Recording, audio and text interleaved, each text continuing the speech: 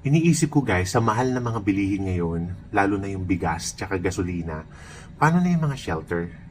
'Di ba? Yung Animal Rescue PH, ang dami nilang rescue dogs. Nahihirapan sila i-handle yung situation kasi nga sa sobrang dami nilang pinapakain mga rescue dogs, napakahirap niyang i-sustain. Relate na relate ako diyan kasi nga marami din naman akong alaga. Alam ko yung flow ng budget pagdating sa pagkain ng dog. Kaya nga madalas stable food yung pinapakain ko kasi mas nakakamura ako doon. Kasi kaya lang i-effortan mo. Lulutuin mo, magluluto ka pa ng ulam, pampalasa. Of course, very important yung bigas para pampabusog sa kanila. Kasi kung puro dog food, number one, mahal. 'Di ba? Number two, hindi mo alam yung quality. Baka mataas yung salt content niyan. Pati baka may mga fillers, ganyan. So, ako, pihikan ako pagdating sa dog food. Kasi alam ko na may mga dog food na nakakasama sa kalusugan ng dog. Kaya, to me, much better, ipe-prepare ko yung table food para alam ko na malinis, safe yung pinapakain ko sa mga alaga kong dog para makaiwas sa sakit.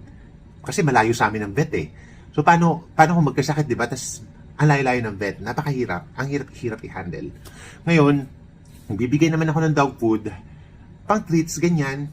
Hindi siya yung pinaka-main course, kumbaga, hindi siya yung pinaka-main na meal ng mga alaga kong dog. Going back to Animal Rescue PH, nakikita ko kasi sa kanila, nag-struggle talaga kasi sila kasi daan-daang dogs yung nasa shelter nila. Kaya sa mga gustong tumulong po sa kanila, itatag ko sila sa comment section.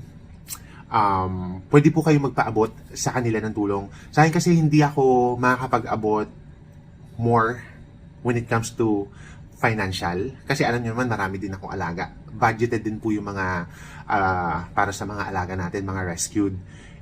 Lalo na ngayon, kailangan natin maghigpit ng sinturon kasi pataas ng pataas yung mga bilihin. Lalo-lalo na yan, bigas na yan. 'Di ba?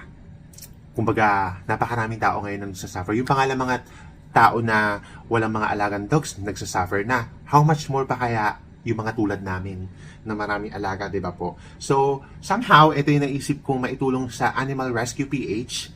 Guys, nakikita ko naman talaga na legit yung shelter nila, na marami silang natutulungan and kailangan din nila ng tao. Kasi nga, guys, ang dami, daan-daan yung mga dogs na nasa poder nila. At alam na alam ko na hindi yun ganun kadali. Sobrang hirap i-handle nun.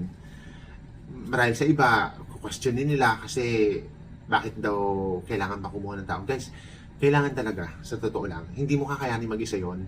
And ang nagustuhan ko sa kanila, nag-stop na sila na parang ang hirap ng nagustuhan mo kasi nag-stop mag-rescue. Kasi, nag-stop sila mag-rescue para ma-focus nila yung mga dogs na nasa poder na nila. Ma-provide nila yung enough para sa mga dogs na nasa poder nila. Kung hindi kasi sila mag-i-stop, mas lalo magiging kawawa yung kalagayan ng mga dogs na nasa poder na nila. Parang ganun. Kaya napakaganda sana maging program, no? Yung kukunin mo sa kalye yung mga dogs, cats, spay, neuter, ganun. Then, kapag okay na, pakawalan mo ulit. Ang magiging purpose nun is para hindi na sila dumami. Kasi kung dadami, mas lalong dadami yung kawawang dogs in the future or cats. Di ba guys? Nagigets niyo yung point. Kaya sasabihin na naman ng iba, bakit huhulihin mo? Tapos i-release mo lang din, di kawawa yung dog. Mas kawawa kung dadami, di ba? Kung papalawakin natin yung pag-iisip, kung mas papalawakin pa po natin yung mga pag-iisip natin, mas mauunawaan natin yung sitwasyon. Dahil, maganda yon kapag na-spay neuter, i-release mo, balik mo dun sa kalye, hindi na siya dadami.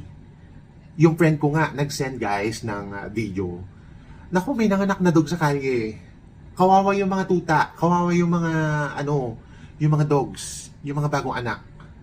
Yun yung point. Kaya, much better sana is ganun. Magkaroon ng program, ang government is pay neuter release, ganun. Pakawalan lang din. Kung hindi naman talaga kayang i-accommodate lahat sa shelter.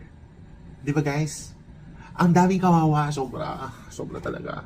So, now, doon po sa mga willing tumulong sa Animal Rescue PH, itatag ko po sila sa comment section. Doon man lang po makatulong po tayo kasi ang dami po talaga nilang dogs na tinutulungan. Doon naman po sa mga negative people, sa mga nang down sa kanila, wag na lang po. Wag na lang po kayong dumagdag sa ano para hindi siya nakakadagdag sa negative sa side nila.